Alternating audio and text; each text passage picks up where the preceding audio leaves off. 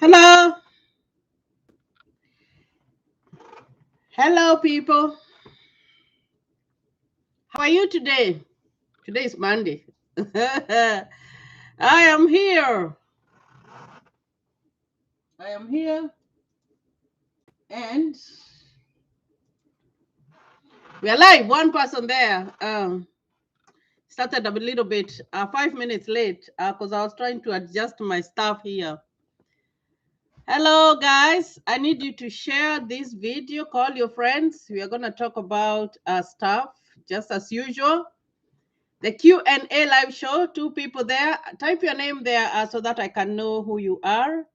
And I am going to acknowledge you right after a few minutes. After a few minutes, guys, let me try and call some people.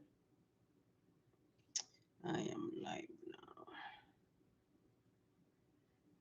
now. Okay. Two people. Today is Monday the 13th. We only have a few days to end this year. So this is Charities Bubble USA, your #1 channel.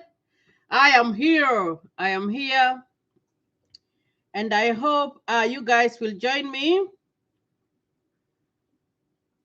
I'm trying to call people here. I'm trying to call people here. 4 people. Type there and tell me who you are and where you are watching me from. Trying to call people here just to let them know that I am live. I can see some people have started typing. Thank you, guys. And please give this video a thumbs up. Give this video a thumbs up. I think I should turn this one to the other side so that we can know. It's like how many? 2 minutes, 19 seconds. I'm going to give it a few more minutes to see if people come on live. And then if you have any question, I need you to type it there and I am going to answer it for you. And this is Charities Bubble, and that's how we roll, guys. It's an afternoon. It's 12:07 here in the US. It is 12:07. We have a few more days to Christmas. So we have so much to be thankful for. You know, even just waking up in the morning, it's something to thank God for because it takes a miracle. You know what's going on around the world, this stuff about COVID, Omicron, all that. But if you are able to wake up in the morning, you should be able to thank God for that. I can see one thumbs up there. So guys, I see people are coming in. I'm going to give it a few more minutes. It's been 3 minutes, 21 seconds. And I am trying to call people here.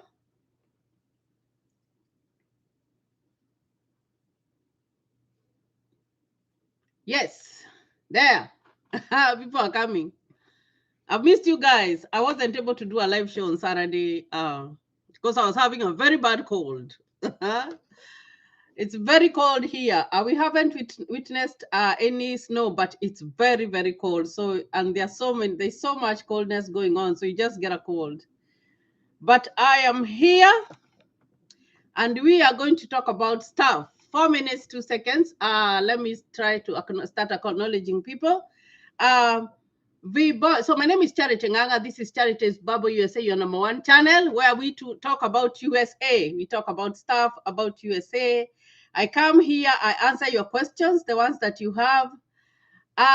Anything you can ask about US. I also talk about the DV lottery, although we do not have the DV lottery currently because it is closed. But I know there are some people who are processing for DV 2022. I'm going to talk about that here in a little bit of the new stuff that has gone on. I think I even talked about that in my previous video. So that's what we're going to talk about. So let me acknowledge some people here. I have the boys.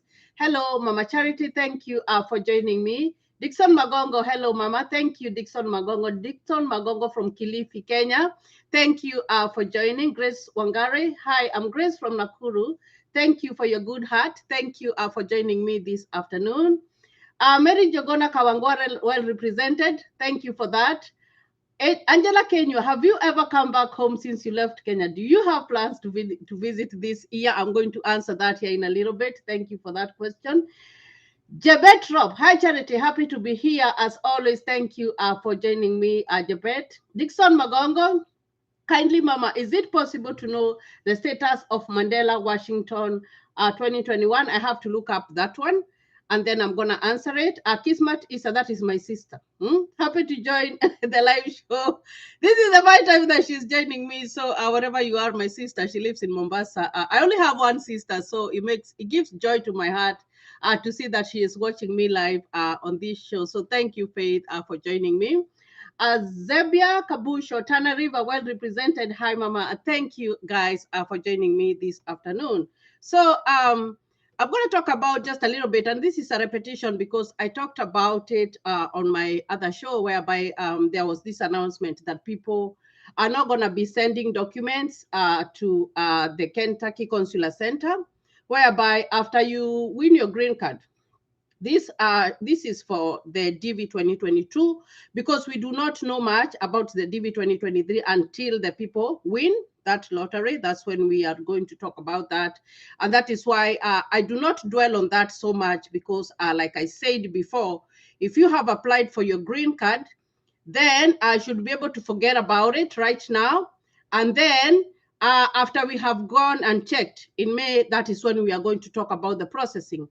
Because you have to be prepared. This is a lottery. Whether you have to know, even if you win, you have to know how to move past winning, and if you do not win, you have to move past not winning. So it's very, very important for us to talk about other things that happen in the US. So. But you find that on this number 9, they say that you will not be sending your documentation. So it doesn't matter if you had received an email previously, or maybe you received an email on December 9th.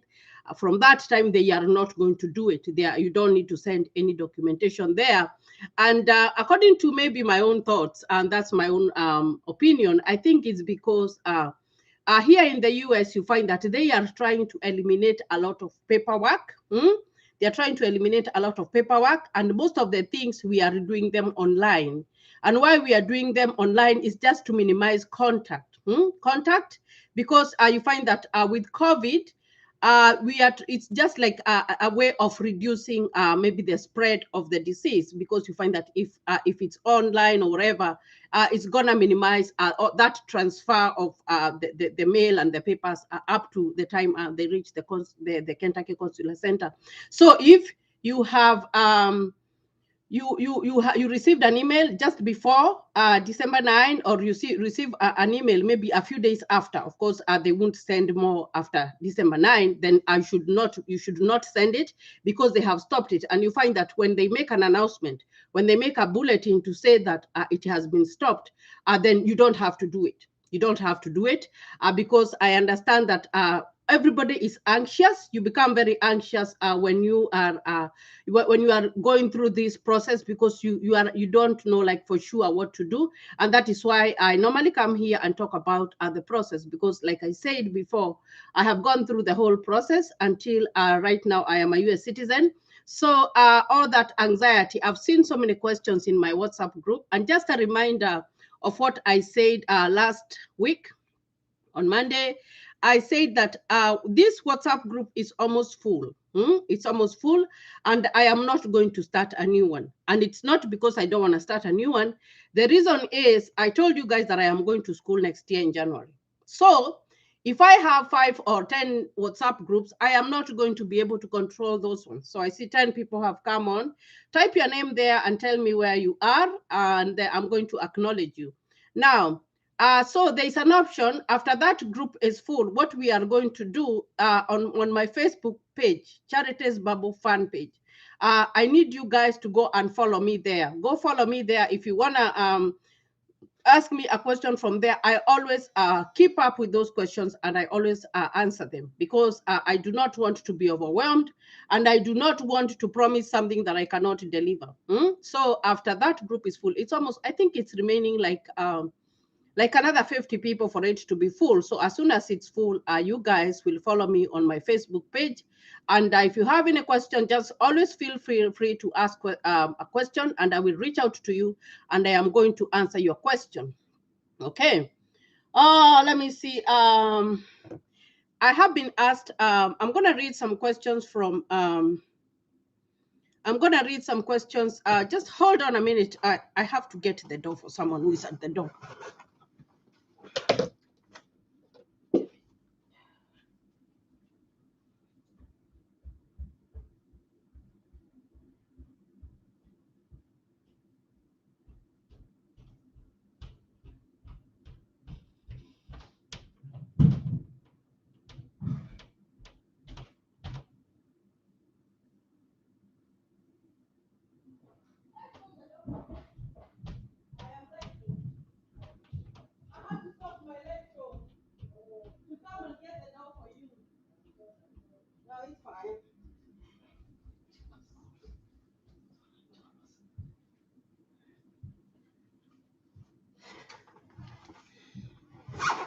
Sorry about that, guys. I had to go and get to the door. I don't have anybody to send. My kids are in school, so sorry about that, and thank you for your patience. So like I was saying about the Facebook page. Please follow me there when the WhatsApp group is full. Now,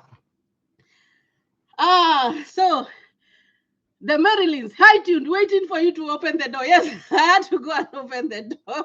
I don't have anybody to send. My kids are in school, so I have to send myself.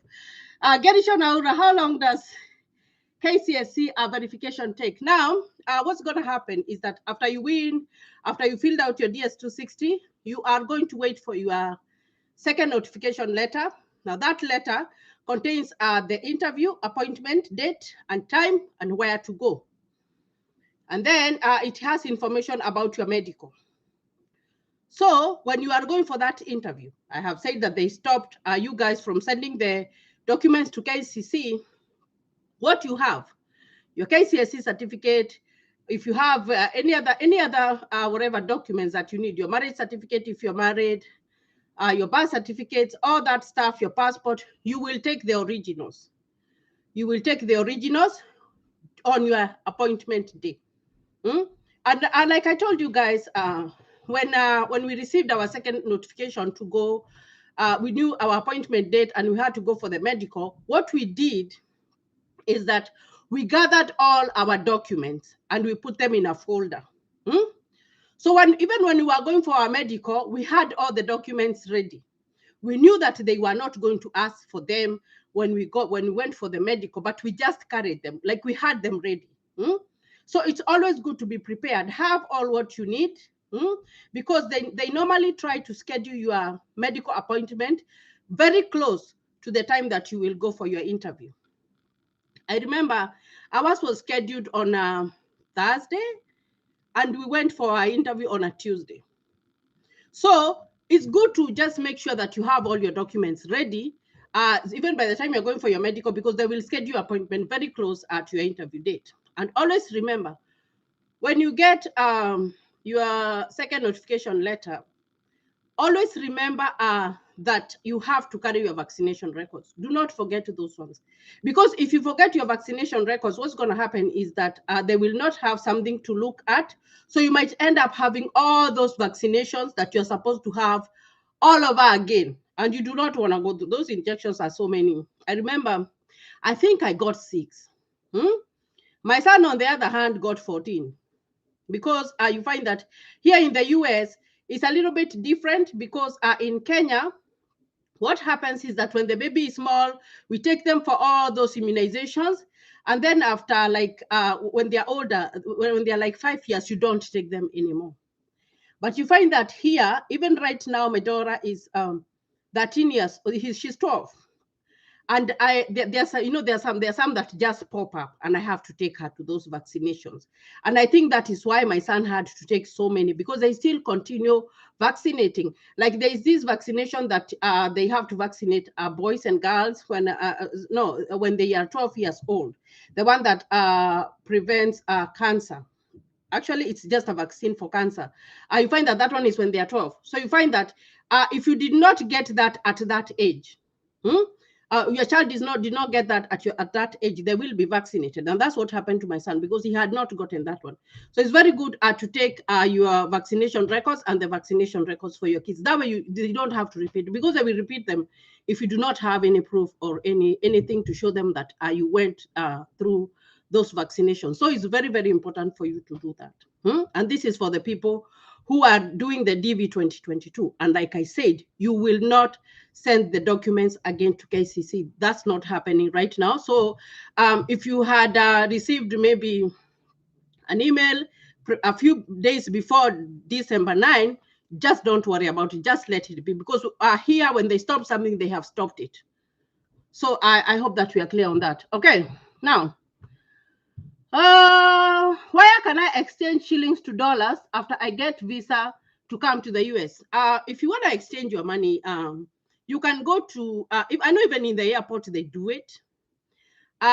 Even in the bank, they can do it depending on the rate. So there are so many places that you can exchange your money. And unless you have a lot of money, I see 23 people are watching me. Thank you for joining me. This is Charities Bubble USA, your #1 channel. Now, you find that, and I've talked about this before, the money, our Kenyan money, or the money in Africa, when you compare it to a dollar, sometimes it's not much. Because I remember when we came in, we had 100,000 Kenya shillings, like in pocket. But when we came here, we just realized that was just $1,000. $1,000, it's not much. It's not much according to the dollar. So you find that if you want to exchange your money, what we did is that we exchanged I think we exchanged our money in the bank. Yeah. So you can exchange in the bank, or if you want to go and exchange in the airport, it's okay. You can do that. So you won't have a problem with that. But it's always good to carry some cash. You can't just leave home with nothing. It's always good to carry some cash. So you can exchange your money over there.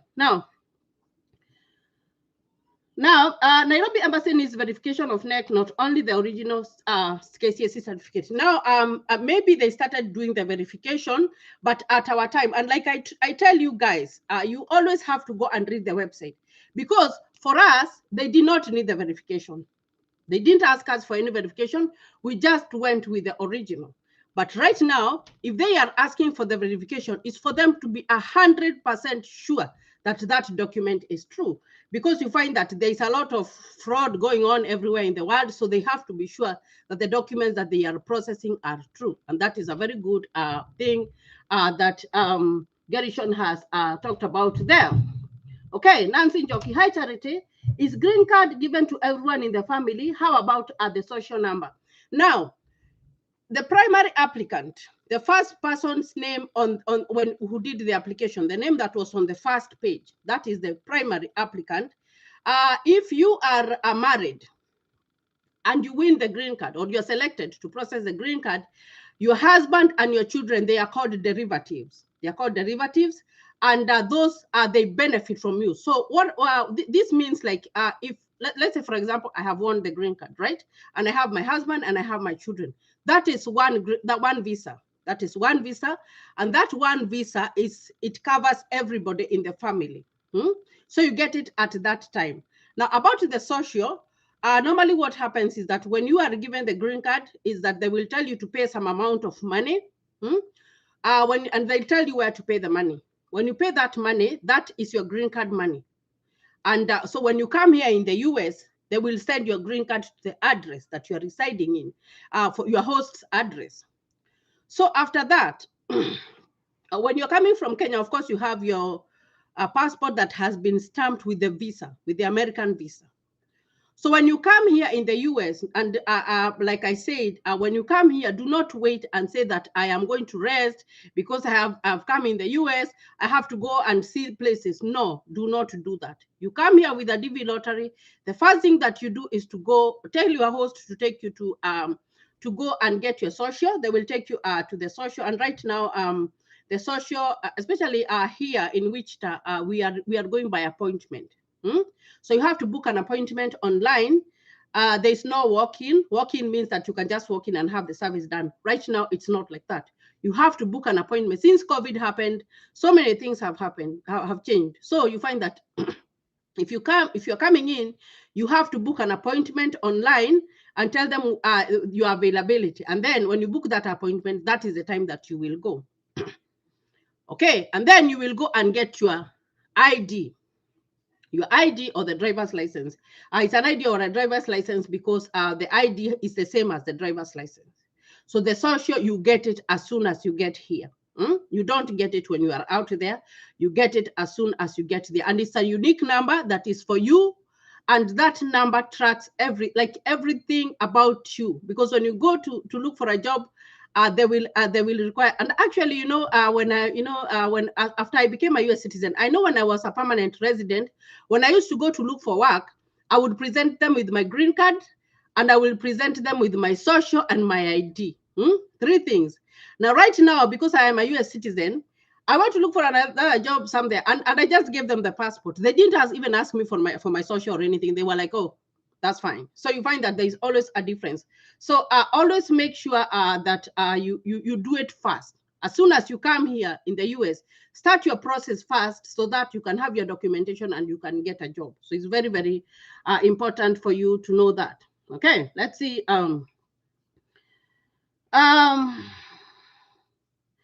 Oh no, I thought the vaccine records are only for kids. No, they are not. They are not. Everybody has to be vaccinated. Before you come, you have to be fully vaccinated because you are coming in a different environment. Like right now, I am telling you, it's winter time. We have not experienced snow yet, but right now, when you walk outside, it is freezing. It's chilly. It's very, very chilly. And if you are not vaccinated, you are used to another environment. In Africa, it doesn't get winter. We don't get summer. So you find that it's for everybody. It's for everybody. You have to have your vaccine records. For me, I think I only had the ones when I was little, and that was it. So I had to be. I had to get some more. And you remember, you always have to get the COVID vaccine. That one is a must. That one is a must for everybody who is coming in to come to the US. That is according to the CDC. You have to be vaccinated. I told you guys that it has become so serious that even people are getting fired, or some of them, if they really don't want to be vaccinated and they cannot take it, they're just leaving their jobs. So you must be vaccinated. And I don't understand why people do not want to be vaccinated, because when I look at people, they're just dying left and right. And then you see people, they are going for a value, and you think like maybe that person died of COVID. But when people are even going for a burial, for a wedding or whatever, nobody is wearing a mask. You have to be worried, because if you do not wear a mask, you do not know who has that disease. So it's good to protect yourself or to prevent yourself from danger. Even if my friend is not going to wear a mask, or someone else has chosen not to wear a mask, I should wear a mask to protect myself. So it's very important for you guys to know that it's good to wear a mask. Okay, so it's for everybody. Vaccinations is for everybody. They have to know that you are vaccinated.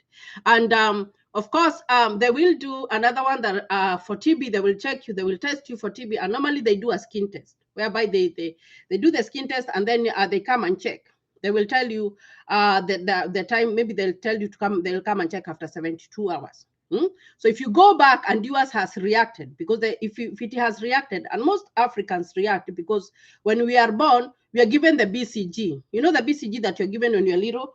So when that one, it tends to react with that whatever. So sometimes you might turn positive, but that doesn't mean that you have TB. But if it reacts, it's red and it's swollen a little bit, they will have you do a chest X-ray. So vaccines are for everybody. I need you to get that. It is not only for the kids. Everybody has to be vaccinated. Okay, Red Musiomi, how much does CNA make in your state? And can someone survive with the job? Yes, you can. People survive with being a CNA.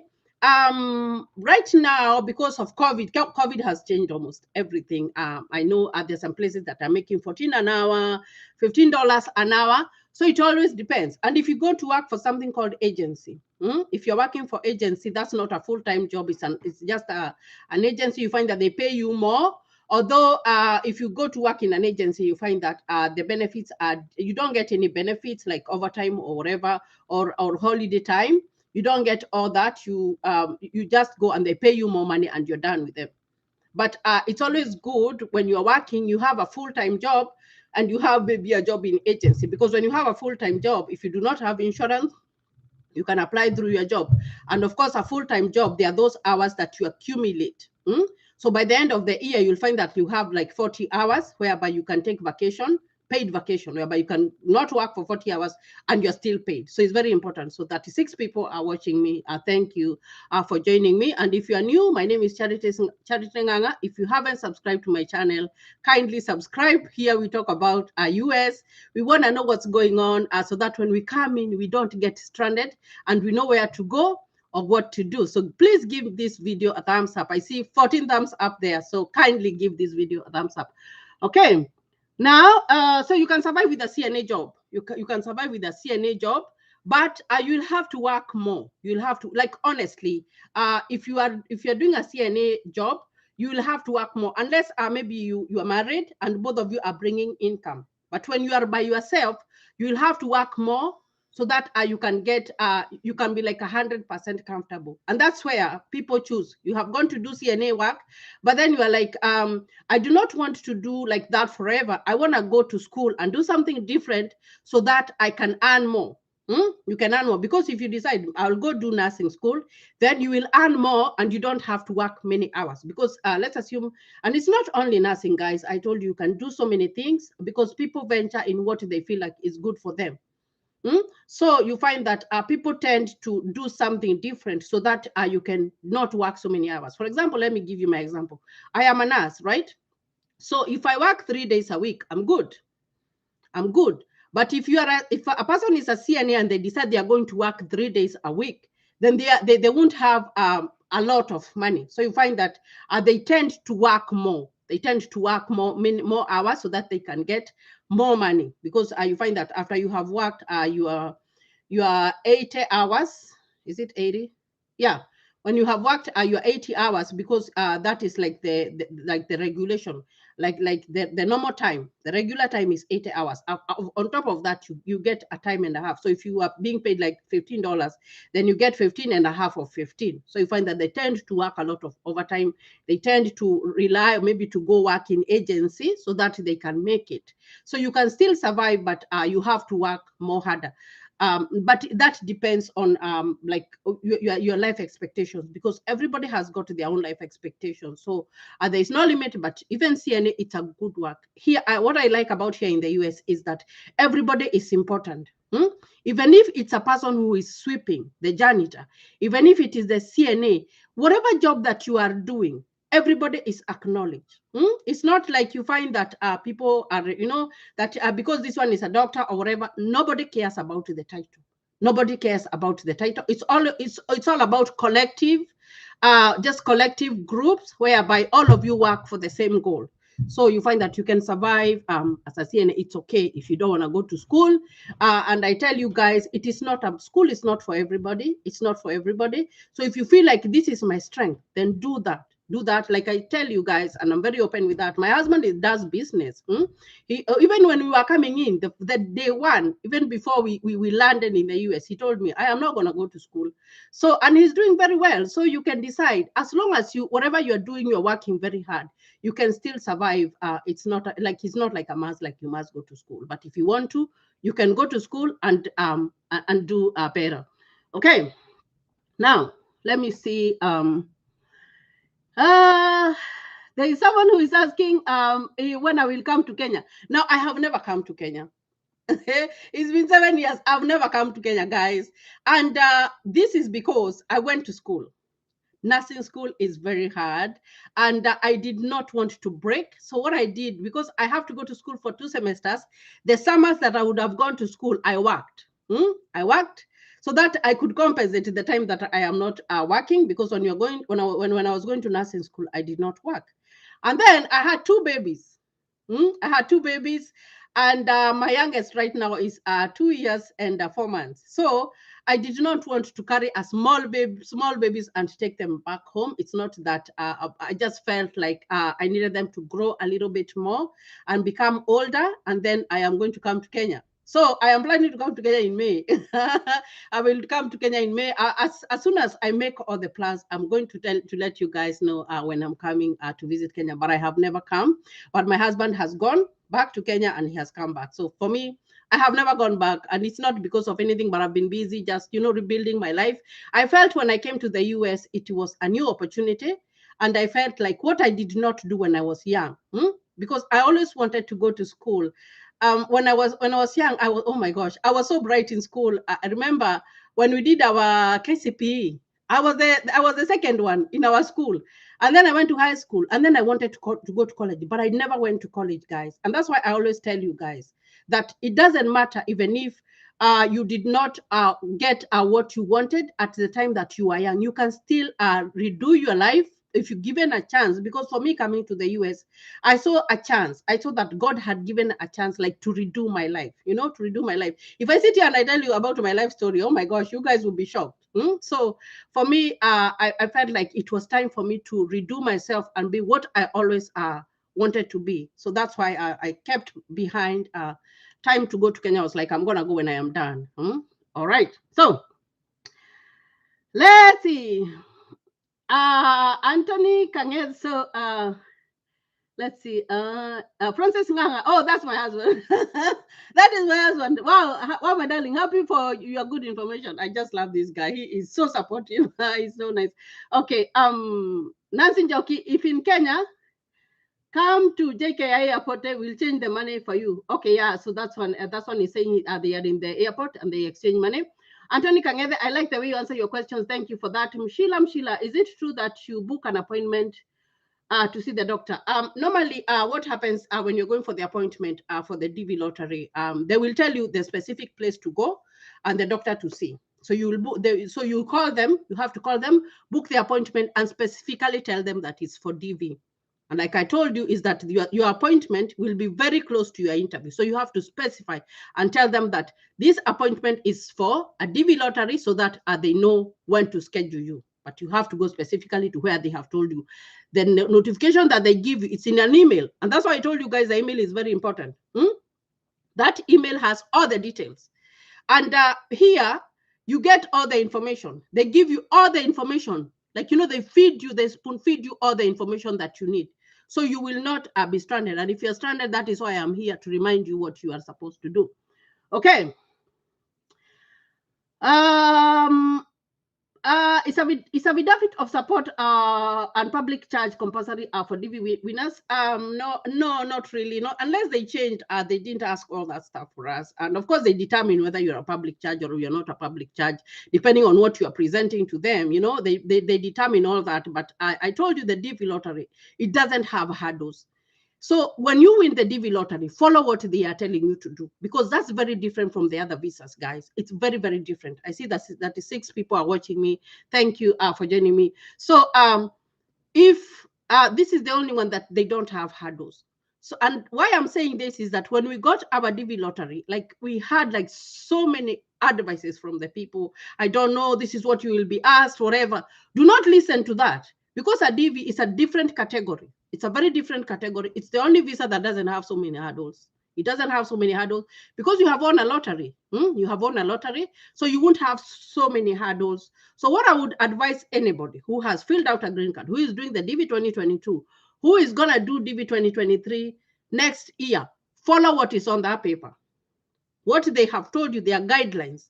And even when they are announcing the DV, they tell you, follow the guidelines, because they have given you all the guidelines to the T. Do not listen to what other people are telling you out there. No, unless it's someone who has gone through it, And of course, even if I have gone through the DV lottery and even up to staying here and becoming a US citizen, things change, things change. By the time we were winning ours, we were not sending stuff. And then now Right now, they have stopped from sending. So things change all the time. So, and follow what is on that email, and you will be all right. Okay. Okay. Oh, I thought you meant the vaccine I got when I was a baby, like for measles, CTC, for COVID and yellow fever. I believe are a must. Thanks for clarifying. Yes. So, like I said, you have to have a record of what you had before, and then what you did not have, they will give you. They will vaccinate you. What you don't have, they, you have that paper, whatever, and then you just take them. They will know. They know what to give you before you come here. Okay. Thank you for the great information. That is my sister. She's still here with me. She's hanging on. Thank you, Faith, for that. Today, it's a lucky day. My husband was online. When I was online, my sister, I only have one sister. Her name is Faith, and I really love that girl. Okay, now let's see. Do I need an invitation letter at the airport for a second visit using the B1, B2 visa? No, you do not, because when they give you a visa, they give you, especially in Kenya, they give you 5 years. 5 years. Now, I'm going to tell you about what happened to me and my mother. I invited my mother to come for my graduation when I was graduating for nursing. She came, and then she went back home. Since her visa was still for 5 years, I invited her again. She did not have to need whatever. I just paid the ticket and I told her to come. I didn't need to send her an invitation or whatever. I just need so when your visa is valid, it's still 5 years, you can come and go without needing an invitation letter. You only need an invitation letter the first time. After your visa has been stamped, you're good to go. You are good to go. Okay, Angela Kenya. Let's like the video, guys. Charity does a great job in answering questions. Thank you for that, Angela Kenya, just for championing me. I really do appreciate that. Jackie Koi, hi Charity. After how long can someone invite a parent for visitation after arriving in the US as a green card winner? Now, I invited my mom in 2018, and we had come in 2014. Yes. So that was after 4 years. So, but you find that that is depends on an individual. You can invite your parent anytime because you are a legal permanent resident. Anytime. But what I would do is that when you come here, you're starting a new life. It's not easy, guys, to come and start a new life. It's hard. Especially if you have a family. Even if you are by yourself, you're coming to start new things, start a new culture, everything is new for you. So you find that at that time, you will not be thinking about inviting a parent or anybody because you are so busy.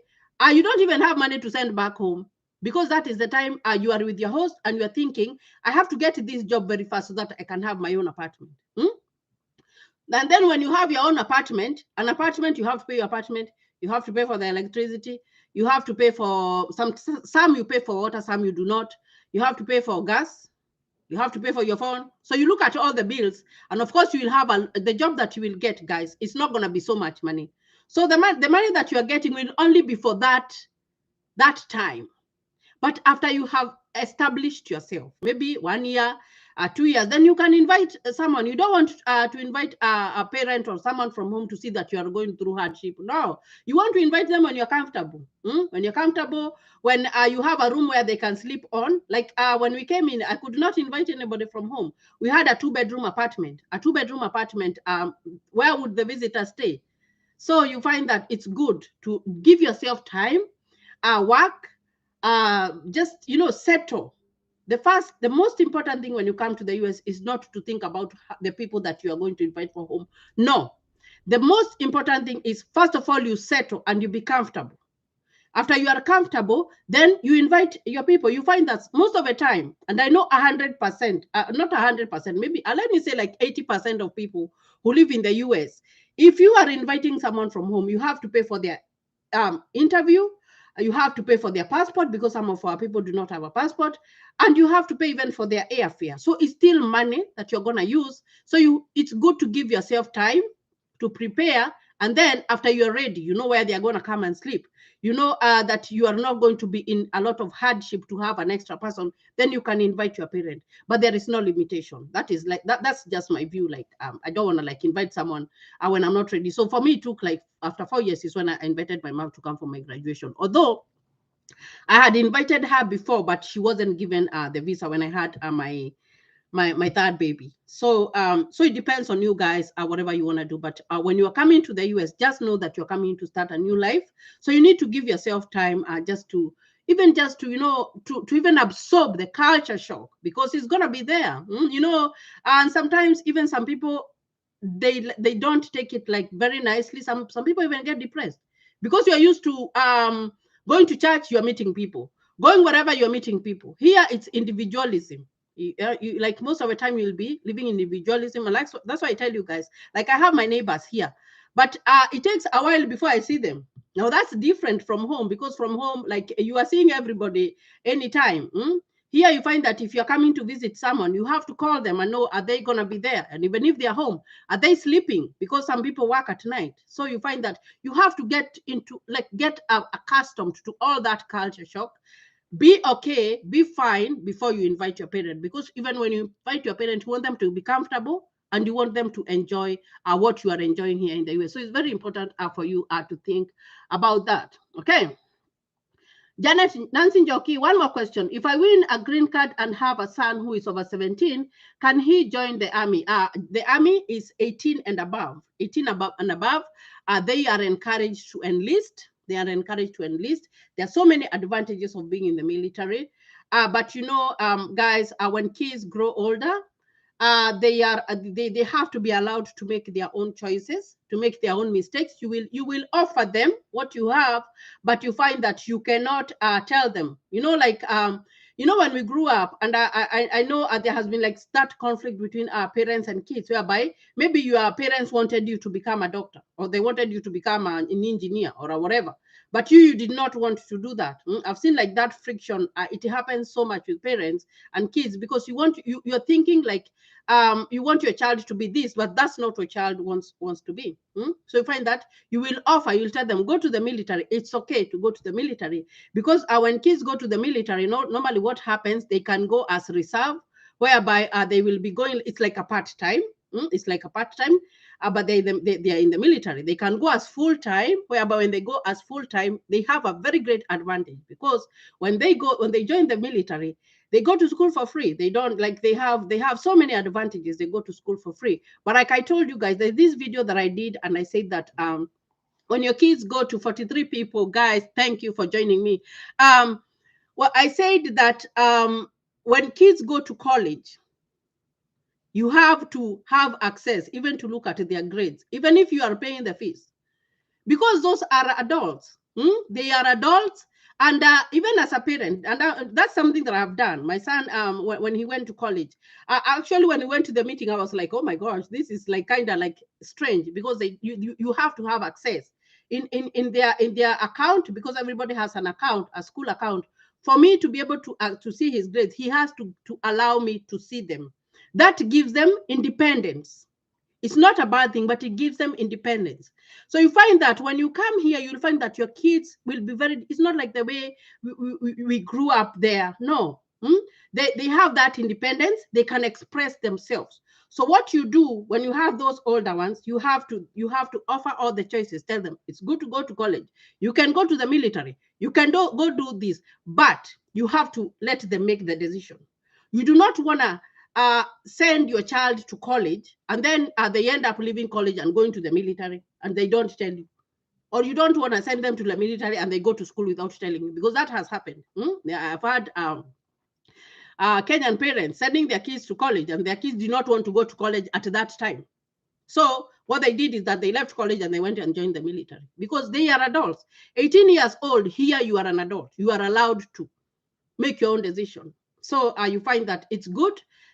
Your son, when he is 18, he can go to the military. Now, when he's 17, you have to sign a consent for you to allow them to go. But they normally just like you to go when you are 18, when you have finished high school, because you are an adult. So that's a choice that that I normally like. You know, it depends on your child and it depends on what they want to do. But for me as a parent, I always feel like it's okay to let my kids explore what they want to do. I give them all the options because I want them to, you know, who wouldn't want their child to be a doctor or whatever? But even if I would want them to be like that, I always give them a choice to choose. Because when they choose what they really want, then they will excel on that, as opposed to doing what the parent wants and maybe they don't like it. So that's just a view. But military is very good because they get so many advantages, guys. They do get so many advantages.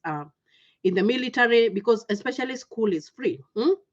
They don't have to take the student loan. They don't need to. So it's very good if they agree to go to the military. Some will agree, some will refuse. So that's a good question. Okay.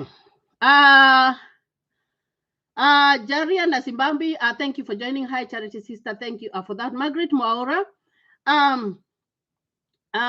So what is the difference between my biomedical engineer and biomedical equipment technician as they are classified in the USA? Now that one I have to look up, Margaret Maura, and I am going to answer that question. I am going to click on it and I am going to answer it because I like to be specific, guys, because I find that there are so many courses. Oh my gosh, there are so many, and you have to know like specifically what does this one mean. So I'm going to answer you that. I'm going to put that answer on the comment section.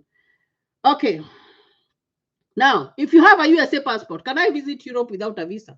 Now, the first thing that I need to tell you is that when you are a permanent resident, when you have a green card and you want to go to our neighbor here, Canada, you will go with a green card. Like that's a guarantee. Because we went to Canada when we were permanent residents. We went to Canada and we only went with a green card. Now, when you get the American passport, you are a US citizen. You can visit any other country with no restriction. They are not going to restrict you. So you can go anywhere in the world and they will allow you to go to their country simply because you are a US citizen. I tell you, the US passport is the mother of all passports because you are allowed. You are an American citizen. You are allowed. And even when you come as a DV lottery winner, as a permanent, at least a legal permanent resident, you will find that there's a place that the legal permanent residents and the other people with the other different visas, they come in a place. But for US citizens, they have a specific place because when a US citizen, you can come and go. Nobody is going to ask you wherever you're going. No, it's a little bit different. So you can visit Europe with that passport. You just need that American passport and you're good to go to Europe. Okay. Benson Wahlberg, hi Charity, thank you for the good job you're doing. Kindly tell us about veterinary medicine career. Is it marketable and are there jobs in the field? Yes, there are because we have farming. People do a lot of large scale farming here in the US. So you can be that. But like I said, guys, for everything that you're doing here in the US, you must have a license to practice. You must have a license to practice. If it doesn't need a license to practice, you must have a permit. And those permits and those licenses are renewed every year. They will send you an email or they will send you a letter in the mail to let you know when you need to renew your permit or your license. Like for the nursing license, it goes for 2 years and then you have to renew it. So you can do that and maybe go to a state whereby like there is a large scale or whatever, large scale veterinary where people like are farmers and whatever, and you can practice there. So it's there. That one you can do that. Okay. So Queen Coletta, what is the advantages of joining the US Army? Like I said, when you join the US Army, you have so many advantages. Your insurance, actually, your insurance, it's not like you get a discount. You don't pay so much. They have discounts, they have discount stores whereby they go and buy their stuff, and they are not taxed. They are not taxed. If it is someone who went to when they were young and they wanted to go to school, whatever they want to do, even if they want to go and become a professor of something, they will not pay. They will not pay. So there's a very great advantages of being in the military. But like I said, it is always good to let whoever who wants to go or whatever they want to do, let them make that choice for themselves so that like they can excel in whatever that they are doing. Now, Grace Werimo, I haven't seen you in a while, Grace Werimo. Hello, hello, Charity Babu. Miss you, and I've been missing the live chat. Oops, feel appreciated. Yes, yeah, and like I said before, I did not do a live show on Saturday because I had a very bad cold. Like I was really feeling bad. But today I'm live, and that is why we are rolling here and we are asking questions. Okay. Now, is Kansas cold at this time? Yes, it's cold. It's cold right now in Kansas, but we do not have snow yet. Maybe we'll have some snow in there. Like, there was a time that we had snow. Christmas morning we had snow, so maybe. But it is very cold. When you get outside, it's just very very cold. So we are trying to keep warm. We are trying to keep warm. But you find that even if it's cold, you don't experience so much cold because most of the things you do them indoors. Like when I get out of my house, I'll get into my car, and maybe if I'm going somewhere, I'll go indoors, and everywhere there's heaters and everything. So it's still cold, but if you're working outdoors, and you find that here when it's very cold, some jobs that are done outdoors, like for example some road constructions, even the people don't move a lot. If it's moving, they don't move a lot, so you find that the outside work is kind of limited. During the cold season, people tend to do the indoor work. So it doesn't affect you so much, but at the same time, it will still affect you because it's cold and you have to go outside. Okay. Be blessed. That is Nancy Njoki. Love this session so much of question and answers. You enlighten us a lot. Yeah. So yeah, it's good to know like what goes on. When we were growing up, guys. I thought like US was like heaven. I thought that. I never thought like it was like you would live a life like just a normal life that you would live when you are in Kenya. But you have more. There's more that you have, but still at the same time, the way I thought like US, like I was like when I came here, I was like, oh my goodness, this is like just very different. Like it's not what I was thinking. But you find that here in the US, most of the things are online, and you find that you'll have to do most of the things by yourself. You don't need to consult people as long as you know the right direction. And I told you guys, when you're coming here, when you win your DV or whatever, when if you come as a student, it's always good when you want to know information, go to the source. Don't stop asking people. The African way we are used to, let me go to so and so that they can tell me. And we always tend to go to those people who are on the higher, they have a higher rank. We tend to do that. Here is different. I told you here it doesn't matter whether you are a doctor, whether you are a whatever. Everybody, those titles do not matter. They really don't matter because everybody is included. Everybody is appreciated. Everybody is important. So if you want to know information, go to the source. Check online. Because you'll have internet in the house 24/7. Check online, and then you will know. And then you know the address. Go ask. There is ready information. You go inquire. They don't even delay. When the DV 2023 was being filled out, I was kind of getting frustrated because I would see like people even in the group, they were asking, I don't know how the status of my passport. I like they had so many questions about the passport, and they were just getting very frustrated because they don't know where to look, they don't know what to do. But you find that here is different. If you apply for your passport, they tell you a website, they give you a number where you're going to track your stuff. You track, it maybe in 3 days you will get it in your mail. If you need some help, even you call an office. Of course, you can leave a message. If you do not get someone, you leave a message and they call you back. They call you back and they explain what you wanted. You just leave your number and your name. They call you back. That's what happens here. So information is readily available. So when you're coming here, guys, I need you to know that information will always be there for you. Whatever you want to know, it will always be there for you. And why I'm saying this is that I met some people, and just by talking to them, they have been here before me. You find that they were not able to embrace that idea that you can get that everything, you have access to everything, every information that you want.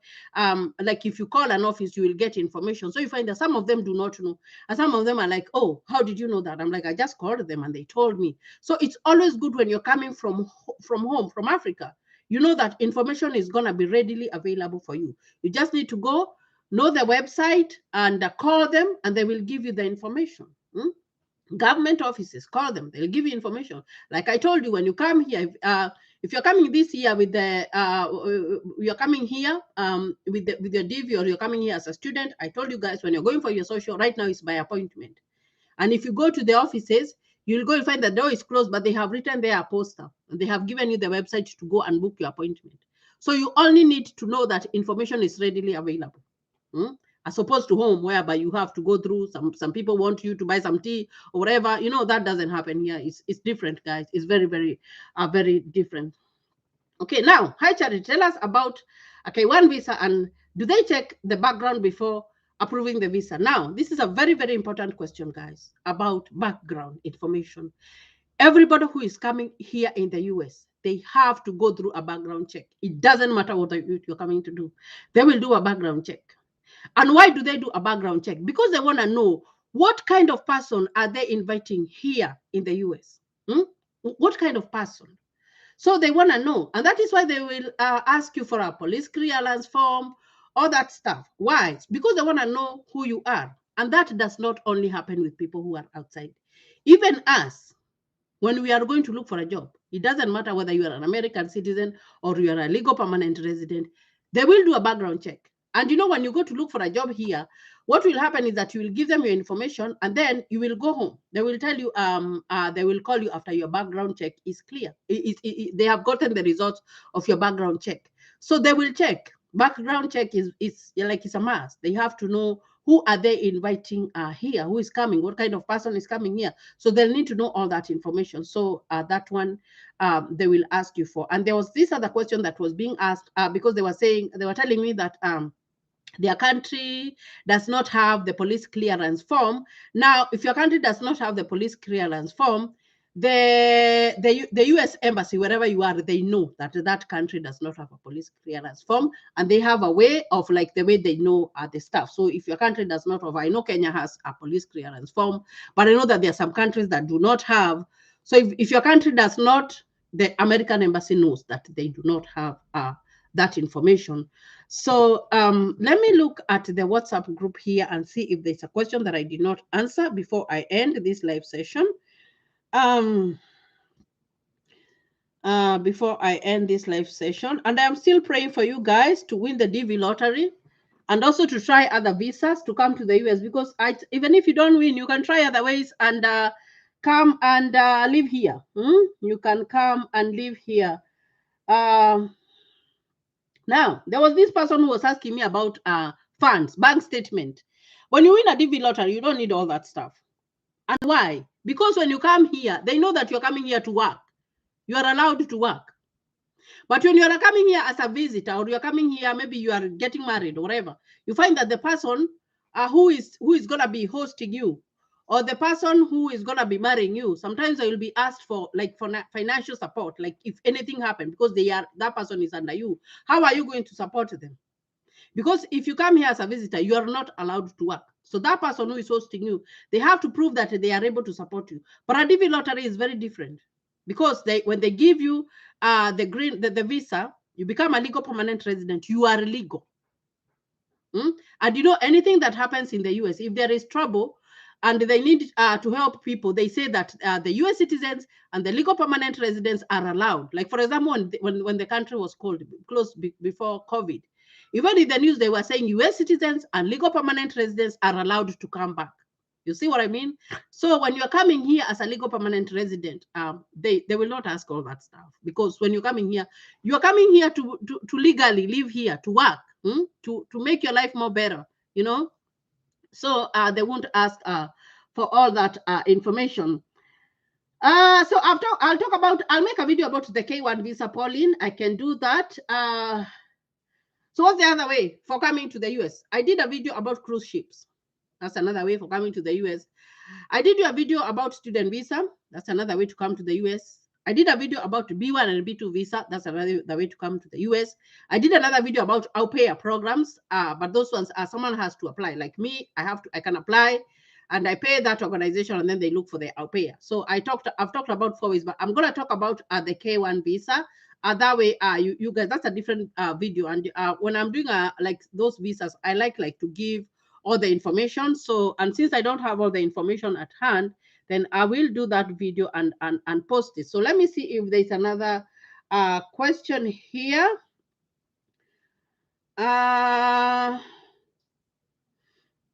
So This one says they are new and they have a question that the nephew applied for DV 2021 with a temporary passport, but instead of choosing the case passport, he has chosen unable to obtain passport. Why? Choosing the wrong option, case in DV application, can it disqualify you? I told you guys, and that is why I was doing the live forever, how to fill out those forms. Please answer correctly what you are being asked, because there is no way that you are going to say that you are she said unable to obtain passport. No, if you have a temporary passport, I said you do not write the first letters, but you write the other numbers, and then you will have that document, that copy, and then you will have your new passport, because you have to get one, and you have supporting documentation. But you cannot say unable to obtain, because when you go back, and I read this one for but this person is new in the forum. If he had watched that video about when you're filling out the DV lottery, there's a place, when I read that list about their requirements and their guidelines, there's a place that says that you must have a passport unless you are exempt. And if you are exempt, it's only 2 people who can be exempt. If you are stateless, that means that you are not born in any country. You are born in an airplane somewhere. Maybe your parents were flying and you are born in a plane. So that means that you are not born in any country. That means that you are stateless and you have to prove. Or if you have been given clearance by the state, I don't know if it's the governor or whatever, but someone in the state, in a state that you do not need a passport. That is the only way. But other people, you must produce a passport. You must. So if they did that, if you fill out the information wrongly, and there's this video that I did about the wrong things that you can do. For example, if you write the wrong passport number, you find that is like you're giving information about another thing. So, and I told you, please double check, triple check what you're filling out, even when you're filling out at the DS260, because you'll do the DS260 if you win the DV 2023. Always double check, triple check before you submit that paper. Because if you give the wrong passport number, then they would think that this is fraudulent. This is not true. So you have to be very, very keen when you are filling out these forms. And that is one of the major reasons that I do these videos. So that when you're doing it, and I was saying, when you're filling out those forms, be calm. Have everything that you need ready so that you do not have to rush to go and look for this, to rush and look for this. No, you have these forms, you have to fill them very carefully. Because you find that how the consular is trained, they are trained to look for loopholes that they can deny you a visa. That's how it is. So it has to be perfect. You do not want to do it like in a hurry. You make a mistake that would cost you your visa. No, you have to do it right. So there is no way that you can say that you are unable to obtain a passport, because the passport is a major requirement for you to get the DV lottery. That's very, very, very important. Okay, there's another person who tells me to talk about the tornadoes. I can talk about that, but you find that these extreme weathers, they happen. Some of them happen in summer, and it depends on where you're living. There are some states that experience that. And I know even here in Kansas, we experience tornadoes, and we always have a watch. Normally what happens is that if a tornado is coming, or if anything, thunderstorm, whatever is coming, you find that they always have an alert. Even on the TV, you find that the TV makes like an alarm, and it tells you there's an alert. They are watching a certain area for a certain extreme weather. So they will let you know. And normally what happens is that the homes, and even the nursing homes, and even the hospitals, everywhere there's a safe place that people can go. So you find that like all the houses, you find that they have hallways. Like you find that there's a corridor. Let me call it a corridor so that you guys can understand.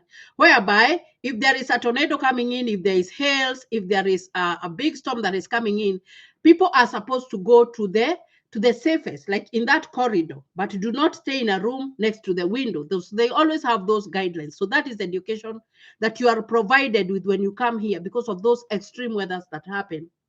So you are encouraged, and you find that when the weather, let's assume there's going to be like a very extreme weather, they have a very fast responses of evacuating people. Sometimes they evacuate people before that happens. But if it happens when you're there, you will still get help. But you always get all those warnings. They're there, especially when you are at work and there's going to be some extreme weather. There's always a radio there that is telling you what's going on, what's going on, so that you can know. And they are always set plans to evacuate people or to help people in case those things happen. So the preparedness is always there. You cannot stop disasters from happening, but people always get help when such things, and they get like fast response help.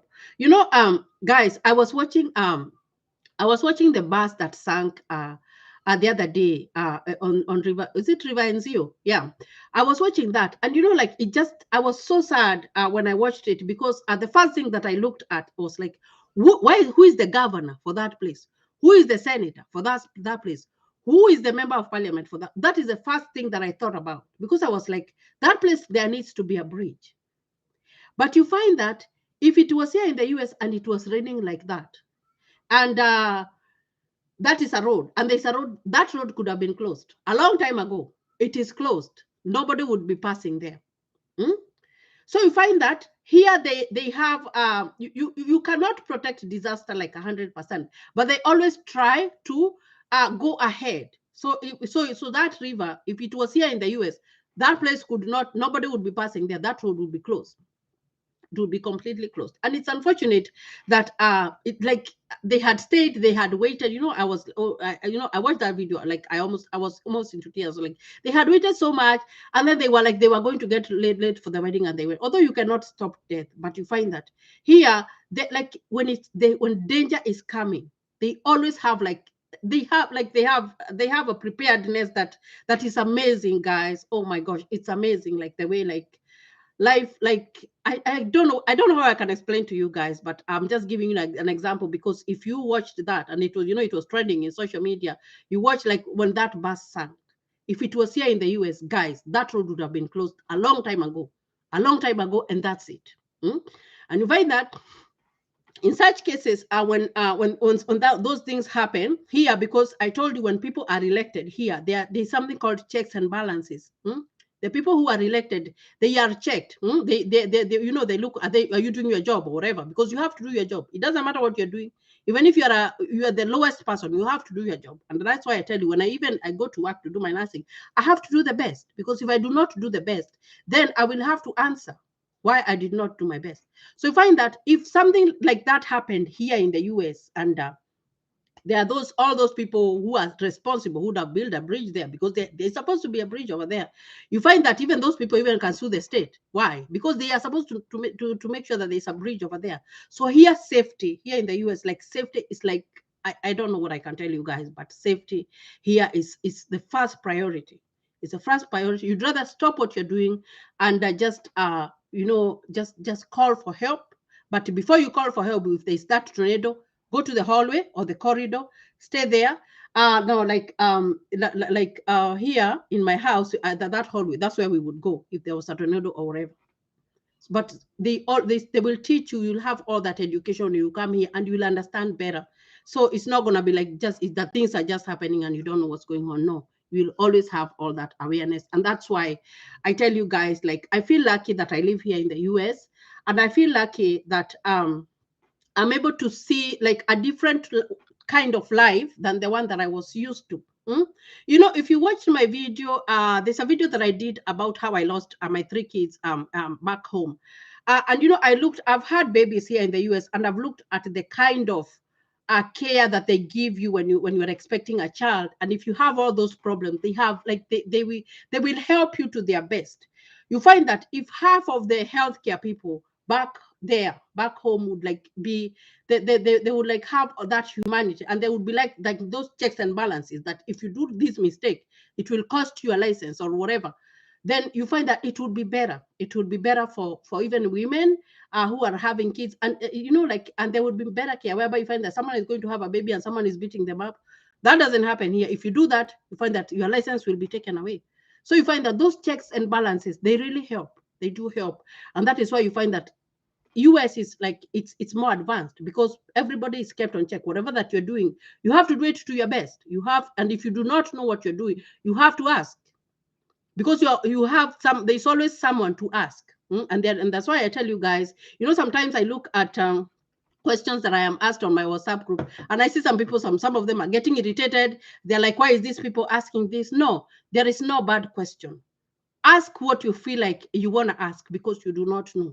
Always ask a question, because if you ask a question, you know better when you ask a question. Okay, now let's see. Hi Charity Tune from Nairobi. My question: I applied for DV 2023 and I'm planning to go to Dubai in January. If it happens, I got selected. Is it a must I go back to my country to do the process? Now, I told you guys, and this is very good, Rahab. If you're going to, is it Dubai? Please go to Dubai. Go to Dubai. Do what you're supposed to do in Dubai, and then if the DV lottery happens on the 7th, continue working. Fill out your DS-260, have all the documents that I will tell you. Fill out your DS-260, continue working in Dubai until you get your notification letter to go for the interview.